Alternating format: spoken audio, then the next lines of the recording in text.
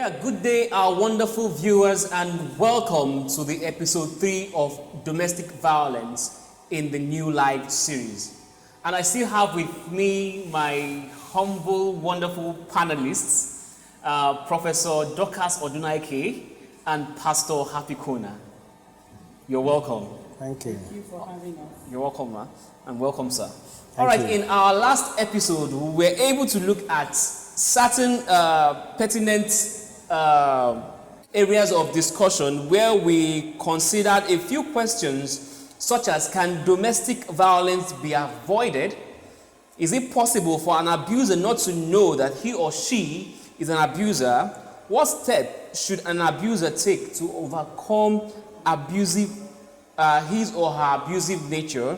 And when we have cases of domestic violence reported to the church, what step does the church take to address such issues? So if you happen to have missed that episode, I would advise you to go back and watch the first 2 episodes so that you can have a better understanding of our topic of discussion.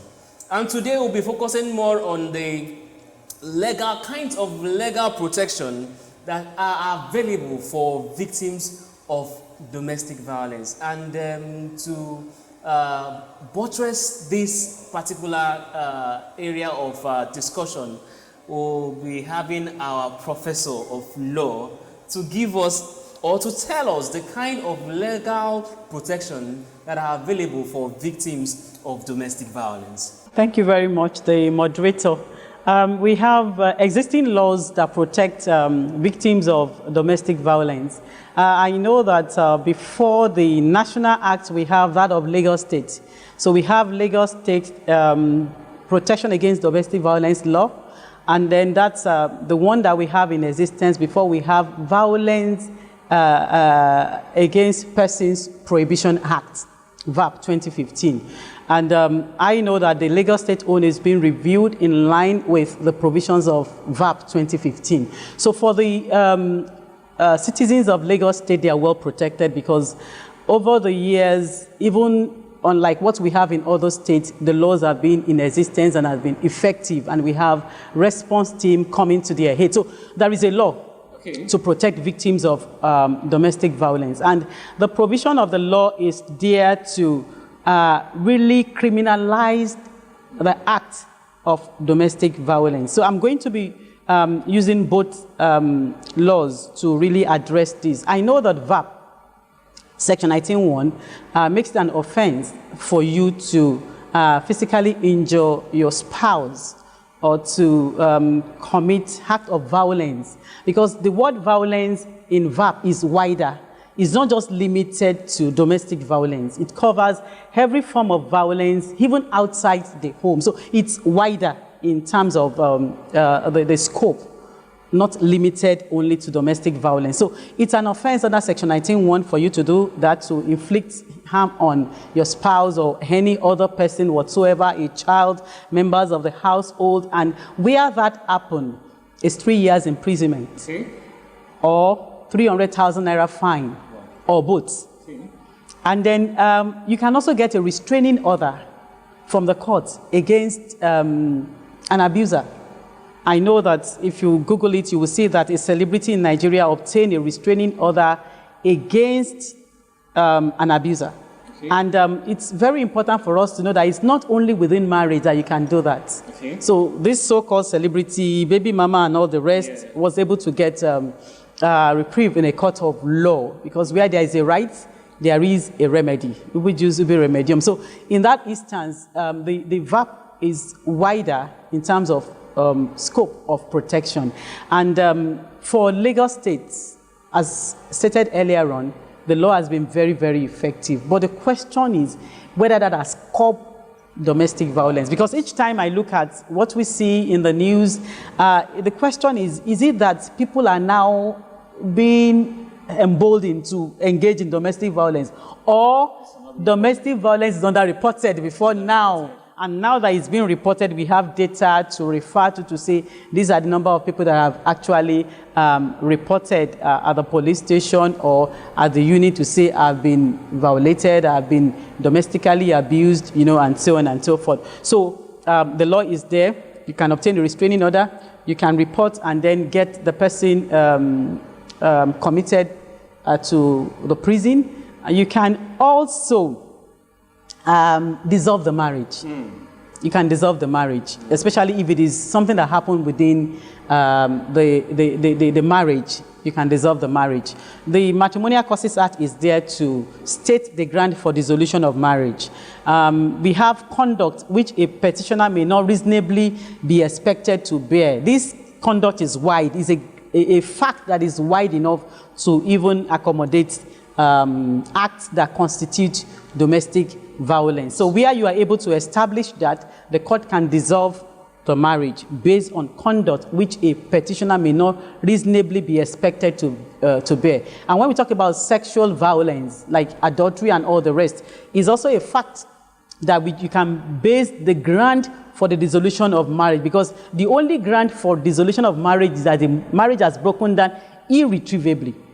But for you to establish that ground, there are facts that you need to base it upon. So adultery, or sexual violence, can also come under that as a fact. You remember we've mentioned the types of domestic violence that we have. So conduct, which petitioner may not reasonably be expected to bear, and then sexual violence can also be used as a ground for dissolution. You can ask for judicial separation, because there are instances where a man wants to keep on bearing the name of the man, maybe because of your religious belief or the societal stigmatization that you're a single mother, single parent, and so on and so forth. They just want to keep on having that name. They just apply for judicial separation. So the court can give that order separating you legally, and sometimes during judicial separation it's still possible for parties to reconcile. That's why it's not actually a dissolution of the marriage itself. The marriage is still subsisting, but parties are separated. But there are instances where that separation is for long, that you can use it as a ground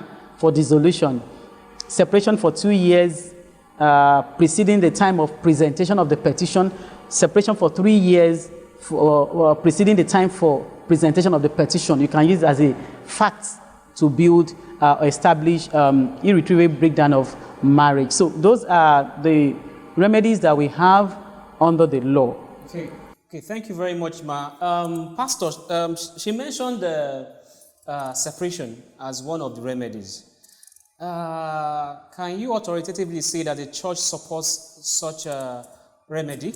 Yeah, well, I want us to situate this conversation within a context. And the first thing I want to mention is that the Bible upholds the sanctity of life. And of course, the church promotes the same. Of marriage? Sanctity of life to start with. So the life is sacrosanct. God hasn't given it to any man to take the life of another man. So on that ground, whatever it is threatens life, is something we must speak against. That's one. Two is, marriage is also holy. And we also recognize that we live in a fallen world, and that sometimes marriage relationships can become very complex, compounded with a lot of issues. But the church promotes that people take shelter,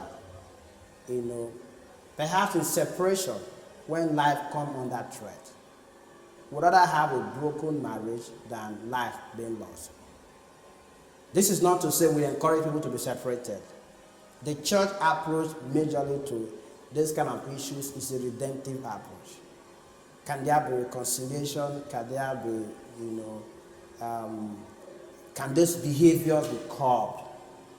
But should they persist, of course the church encourages people to be separated so that lives are protected. Children don't grow up, to see gory scenes of abuse or even death. Okay, so that's a church position. Of course, it's biblical. Okay. Okay. Moderator, I just want to add that we also have NGOs that provide support for victims, financial support, because sometimes the reason why women especially stay put in an abusive relationship is because they are not economically independent. So we have NGOs that provide funds for victims. They provide shelter for victims. And the Domestic and Sexual Violence Response Team in Lagos, they also come to the aid of victims in such instance. So before you get recourse in a court of law, the question is, where will you stay? How will you be well taken care of? There are supports in that respect also. Okay, thank you very much, Ma. And I want to ask, Pastor, at what point does the church suggest separation to individuals? Well, it all depends on what's going on. It all depends on what's going on. Like I said earlier on, we want people to understand that God loves them and He values them.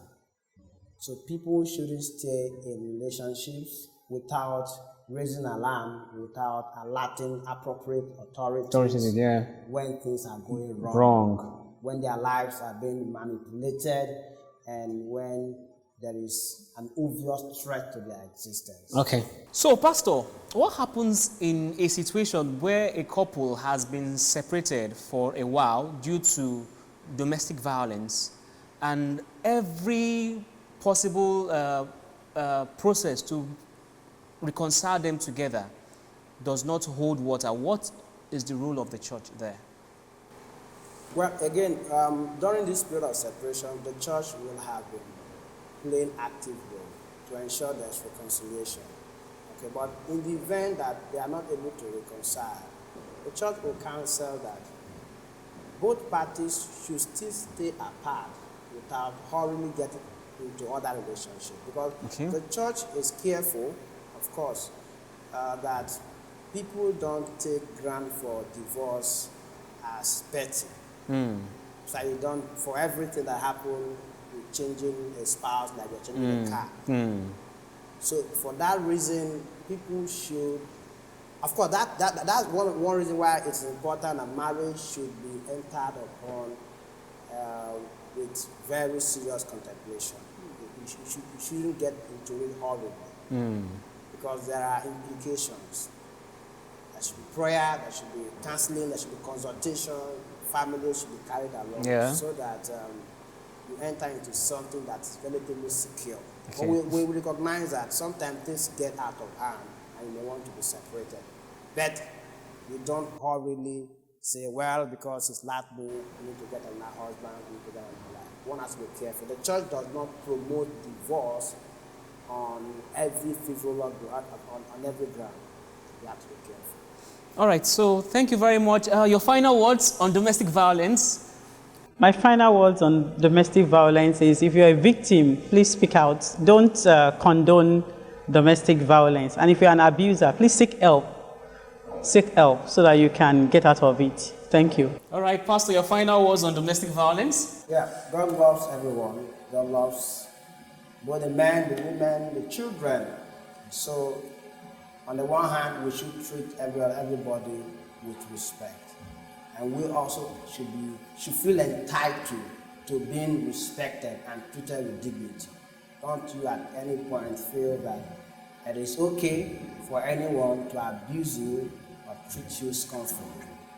All right, thank you, my wonderful guest, Professor Dorcas Odunaike and Pastor Happy Kona. It's been wonderful having you on set. And for my wonderful viewers out there, it's been a wonderful episode on domestic violence. And I'm sure you learned one or two things on how to handle domestic violence. Even though you may not be a victim, you may come across someone who is either a victim or an abuser. It is also your responsibility to bring solution in the part of such persons. And for as many persons who have their recommendations, who have their contributions, who have their questions, feel free to drop them in the comment section below and they will be addressed. I remain your humble host, Osinachi Onubog, and until when next we meet, please be safe. Thank you very much.